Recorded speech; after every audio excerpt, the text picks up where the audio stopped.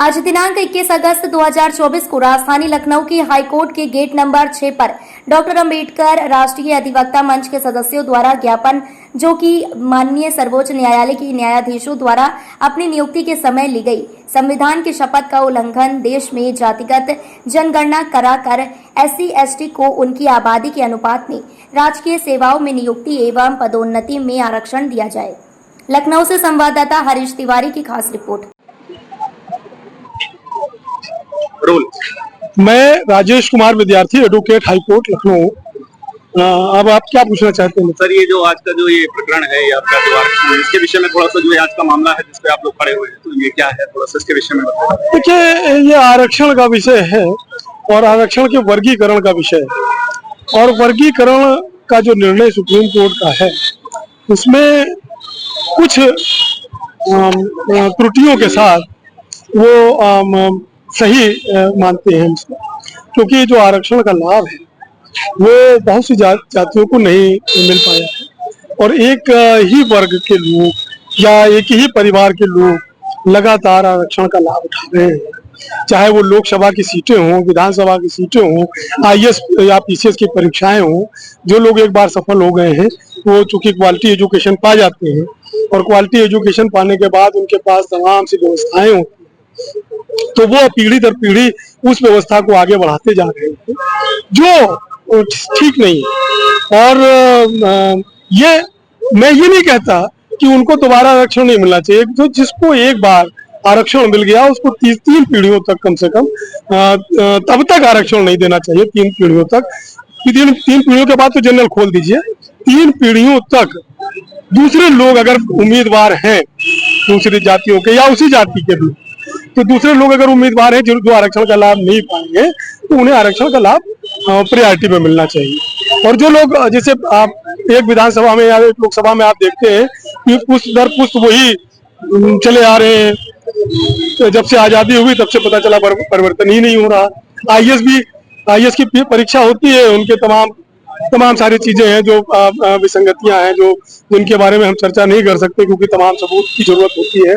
लेकिन इतना तो कन्फर्म है कि जिसका बाप IAS होगा उसको सुविधाएं तो मिल जाएंगी।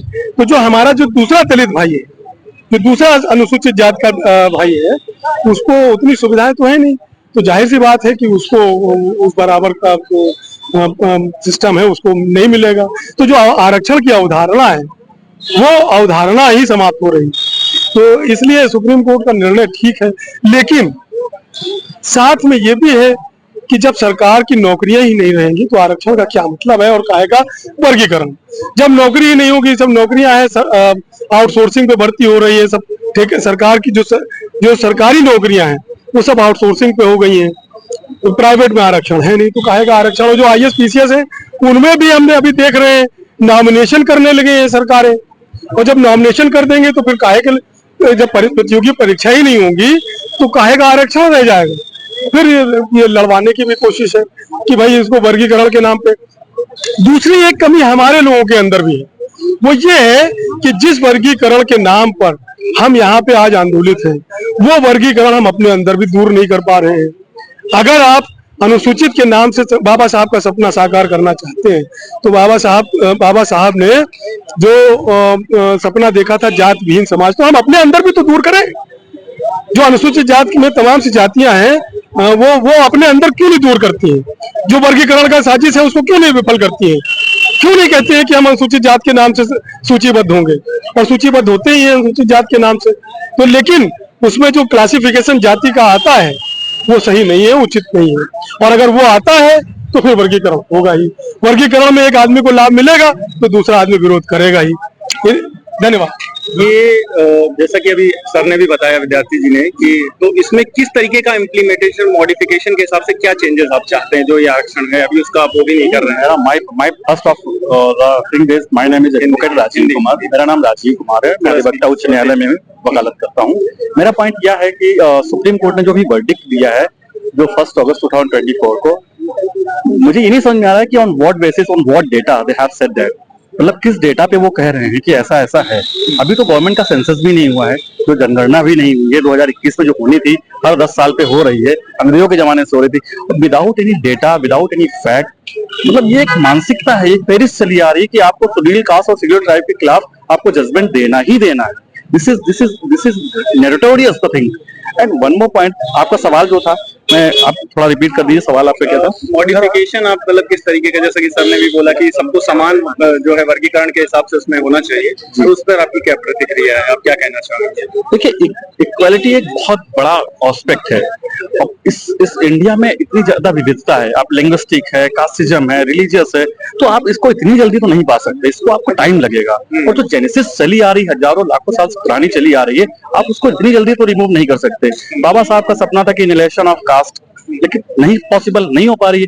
दूसरी चीज, आप लेटर एंट्री का जो देख रहे हैं कितना ज्यादा भर्ती हो रहा है, तो ये बहुत बड़ा प्रॉब्लम है। आप इस अभी छोटा सा एग्जांपल दे रहे हैं, जैसे कभी कभी लेटर एंट्री बहुत अच्छी होती है। डॉक्टर मनमोहन सिंह, मैंने उनसे एक दिन की क्लास ली है, is my Guru, but the thing is that कि जब वो फाइनेंस मिनिस्टर बनाए गए थे, क्योंकि वो डायरेक्ट राज्यसभा से थे, कभी इलेक्शन जीत के नहीं आए, बट वो जब फाइनेंस मिनिस्टर, वो सॉरी आरबीआई गवर्नर बनाए गए थे, तो वो लेटर एंट्री ही थी, लेकिन वो गुड कॉज पे थी। लेकिन आप देखिए यहाँ पर नंबर ऑफ जॉब्स बाइफरकेशन किए दे रहे हैं, हर पोस्ट का सिंगल निकाल रहे हैं ताकि रिजर्वेशन को लैप्स कर दिया जाए।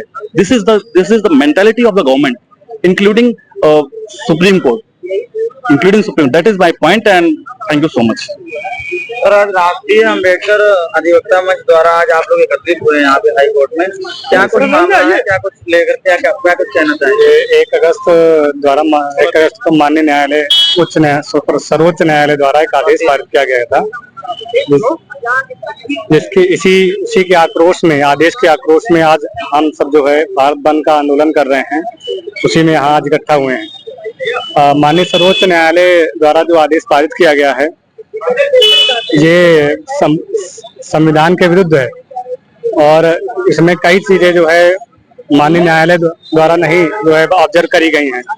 जैसा कि सुप्रीम कोर्ट ने जो आदेश पारित किया गया है, जैसे कि इनमें कुछ चीजें, अगर हम लोग का जो रिजर्वेशन है वो हम लोग भीख नहीं मांगते हैं, SC/ST वाले, ये हमारा संवैधानिक अधिकार है। मैं रविकांत, एडवोकेट हाई कोर्ट, जय भीम, जय भारत। आज जो है हम एडवोकेट आज यहाँ इकट्ठा हुए हैं, अभी जो सुप्रीम कोर्ट ने हाल ही में ये कास्ट में सब कास्ट का एक निर्णय आया है, उसी का एक जो रिएक्शन हो रहा समाज में, आज ये आशंका हो रही है अनुसूचित जाति जनजातियों में कि कहीं न कहीं किसी के बहाने आगे चल के ये रिजर्वेशन ही खत्म कर दिया जाए, और ये हो भी सकता है। ऐसा बहुत से लोगों ने इस पे विचार भी किया हुआ है। तो आज जो आंदोलन जगह जगह चल रहे हैं और प्रदेशों में भी इसका समर्थन मिला, कई राजनीतिक पार्टियों ने समर्थन दिया, आरजेडी बिहार में दे रही है, यहाँ पे बसपा उत्तर प्रदेश में पूरी तरह से अपना समर्थन दिया उन्होंने, और जगह जगह पर आंदोलित लोग हुए हैं। जनमानस में इसका इतना गलत असर जा रहा है, जबकि भारत एक बहुत ही एक संगम देश है, गंगा जमुनी संगम तहजीब यहाँ पे है, और वो कहीं न कहीं मिटने के कगार पे जा रहा है।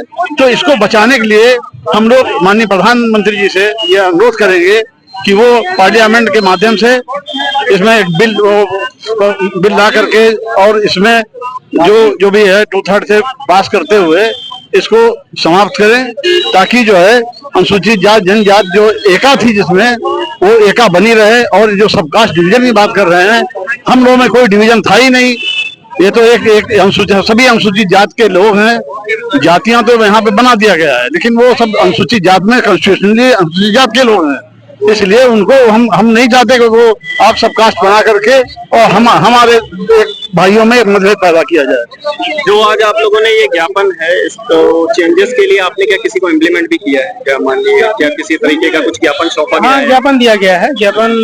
उसके विषय में बताएं। ज्ञापन देखिए ऐसा है, ज्ञापन में हम लोगों ने कॉन्स्टिट्यूशन में जो आर्टिकल्स हैं जिनका वायलेशन हो रहा है, उसके रिगार्डिंग अपनी मांग रखी है कि शायद ये प्रधानमंत्री निर्णय को बनाकर कानून उसको वापस ले लें, क्योंकि बांग्लादेश और फिर इंडिया में फर्क नहीं रह जाएगा। ये इस तरीके से पार्टीशन अगर करेंगे तो पार्टीशन हिंदू मुस्लिम की लड़ाई हमेशा होती है, लेकिन हिंदुओं को इतना डिवाइड कर दोगे तो आपस में ही लड़ना शुरू कर देंगे वो। जब आप बाद में अभी पाकिस्तान को भी इंडिया की कंपेयर करते हो, कभी चाइना की इंडिया की कंपेयर करते हो, लेकिन यहाँ पर इतनी जो विविधता फैला दे रहे हैं इस तरीके से आपस में आप भाई भाई को लड़वा देंगे। पता चला कि आप नौकरी पा गए, आप नौकरी नहीं पाए हो, एक ही परिवार के 2 बच्चे हैं, एक परिवार में ये कहेंगे नौकरी पा गए, इनको आरक्षण नहीं मिलेगा, इनको नहीं मिलेगा, इससे पता चला उनको ही बहुत ही मतभेद हो जाएगी, स्थितियां बहुत खराब हो जाएंगी। जो जजेज लोगों ने जो इन्होंने फैसला सुनाया है, मेरा तो कह रहे हैं कि उनका कम से कम बायोग्राफी देख ली जाए, उनका बैकअप क्या रहा है, उनकी 3 पीढ़ियां चेक कर ली जाए, क्या उन्होंने इस जीवन को जिया है जिसके विषय में वो मतलब डिवाइडेशन कर रहे हैं, क्या उन्होंने इस जीवन को जिया है, या उन्होंने कोई रिपोर्ट गोपनीय मंगाई है। उस जजमेंट में कहीं इस चीज का हवाला नहीं है।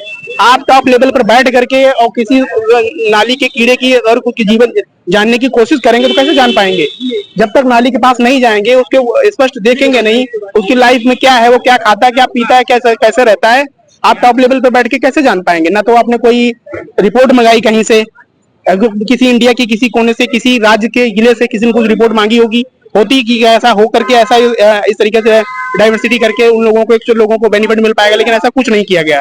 जजेस लोगों ने केवल कल्पना की और कल्पना करके सारा कर दिया। ऐसा नहीं चल पाएगा, ये बहुत गलत हुआ है। निर्णय वापस लेना चाहिए, हम लोगों की यही मांग है और बस यही। धन्यवाद।